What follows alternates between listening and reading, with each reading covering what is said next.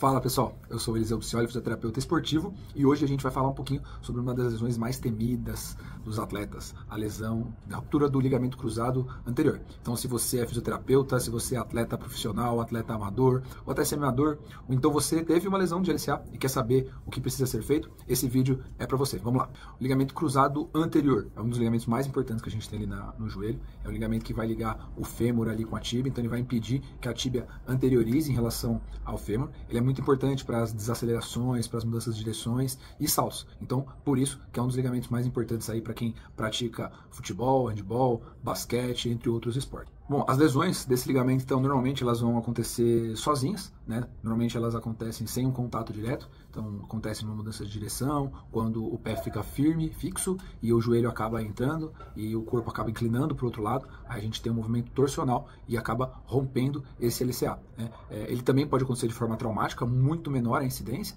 mas também ele pode ocorrer quando tem um contato ali na região lateral do joelho e levando esse valgo, que é a entrada desse joelho, que é um movimento comum da lesão do LCA.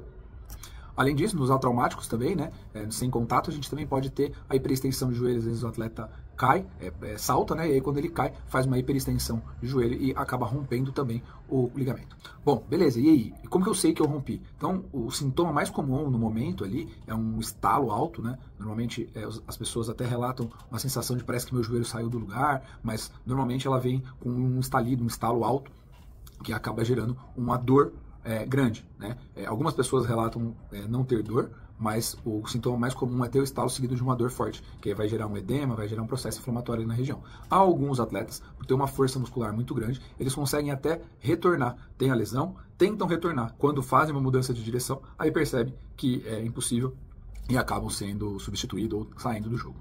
O diagnóstico do ligamento cruzado anterior, ele é clínico, né? Então você tem alguns testes que você faz, você pode fazer o pivot shift, a gaveta anterior, e por imagem, né? Então normalmente quando acontece isso, a gente acaba passando no ortopedista, o ortopedista pede uma ressonância magnética e lá nas imagens nós conseguimos ver a ruptura, a descontinuidade desse ligamento. E aí nós temos duas opções: o método cirúrgico e o método conservador, tá? Então, se você é um atleta, se você pratica um esporte que tem mudanças de direção, se você machucou fazendo algum esporte, a indicação ela vai ser quase 100% cirúrgica. Agora, se você teve um evento traumático, caiu, aconteceu alguma coisa e teve uma lesão do cruzado anterior, mas não pratica nenhum tipo de esporte, ou então pratica apenas corrida, uma bicicleta, não necessariamente a sua opção vai ser a cirúrgica, tá? Isso tem que ser bem individualizado, conversado com o seu fisioterapeuta, conversado com o seu ortopedista, especialista em joelho, para poder fazer a melhor decisão sobre esse assunto. Bom, você fez a cirurgia, e agora? O processo mais importante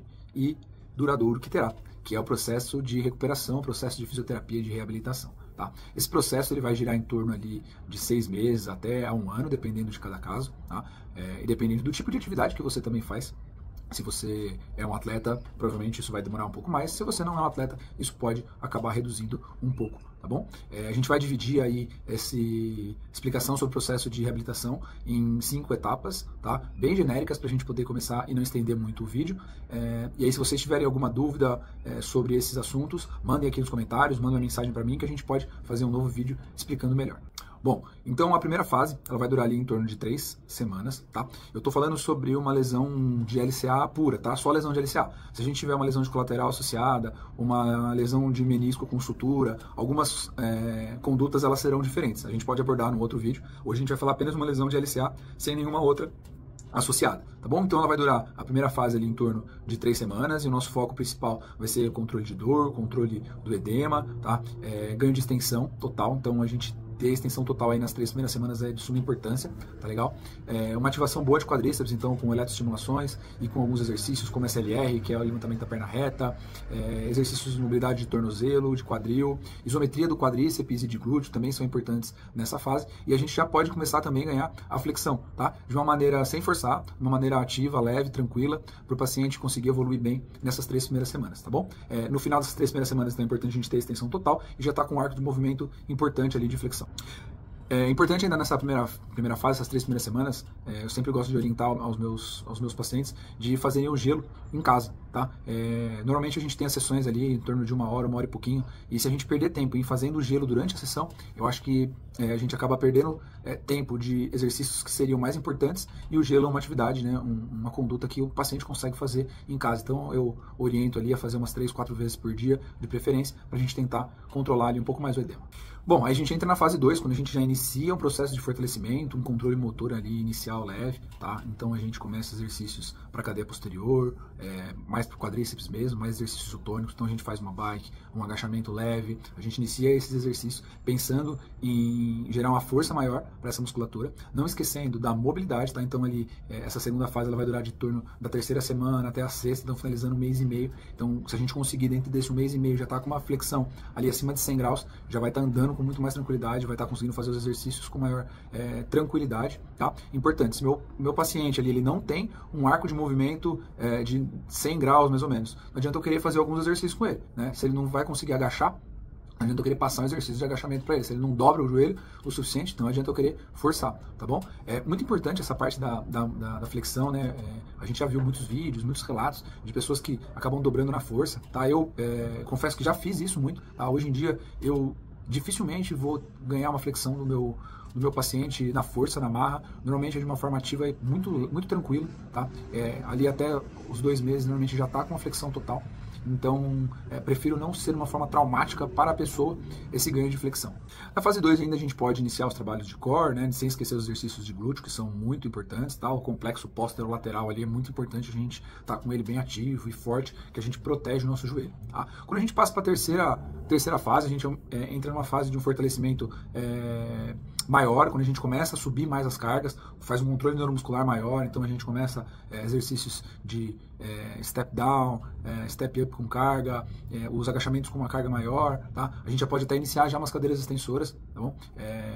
As pessoas gostam muito, né, quando faz uma lesão de LCA, quero fazer a cadeira extensora. Normalmente eu só passo isso para meus atletas após o 3º mês. Antes disso a gente trabalha muito mais as cadeias cinéticas fechadas do que a cadeia cinética aberta, pensando sempre mais na funcionalidade do que realmente a gente pensar ali num determinado exercício de cadeia aberta que é a extensora. A partir ali do 3º mês, então, até o 6º mês, é quando a gente vai aumentar as cargas, ganhar mais força e ali para o final, entre o 5º e o 6º mês, iniciar gestos esportivos. Então, depende de onde você está atendendo esse atleta, você já pode iniciar alguns movimentos, por exemplo, do futebol, de passe, deslocamentos laterais, como troca de bola, condução de bola, algumas coisas nesse sentido. Eu não gosto de utilização de bola, de movimentos antes ali do 4º mês, tá? Eu normalmente faço isso depois. Entre o 3º mês é quando o meu atleta ele vai correr, então é entre a fase 3 e 4 que eu vou colocar esse meu atleta para poder correr, porque no final da fase 3 ele vai estar fazendo saltos e ao meu entendimento, corrida nada mais é do que pequenos saltos. Então esse meu atleta vai fazer os saltos para poder iniciar a corrida. E então depois que ele iniciar essa corrida, a gente pode ir indo para as progressões que vão ter de mudança de direção após o 5º mês, tá bom?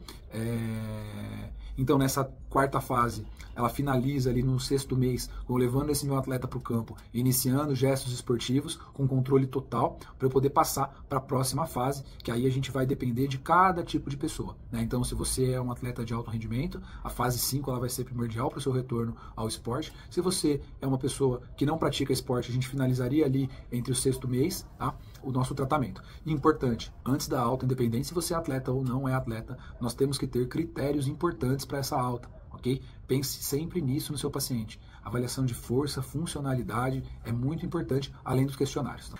Bom, a gente chega no 6º mês, entra na fase final, né, de reabilitação. No 6º para o 8º mês é quando a gente vai encaminhar ali o nosso atleta para preparação física, se você trabalhar com futebol. Então é importante que a gente tenha uma avaliação de força seja um dinamômetro manual, seja um isocinético. Claro que isocinético padrão ouro, mas às vezes nem todos os clubes têm, nem todas as pessoas têm acesso. Então, um dinamômetro manual ele é muito mais barato e de fácil acesso. Então, é importante a gente ter essas avaliações. As avaliações de salto, tá? Então, rope test, triple rope, são importantes. Os testes funcionais, gosto bastante do single leg bridge, a avaliação do single leg, o step up, step down, acho também muito válido. O Y balance test também é um teste importante para a gente poder avaliar.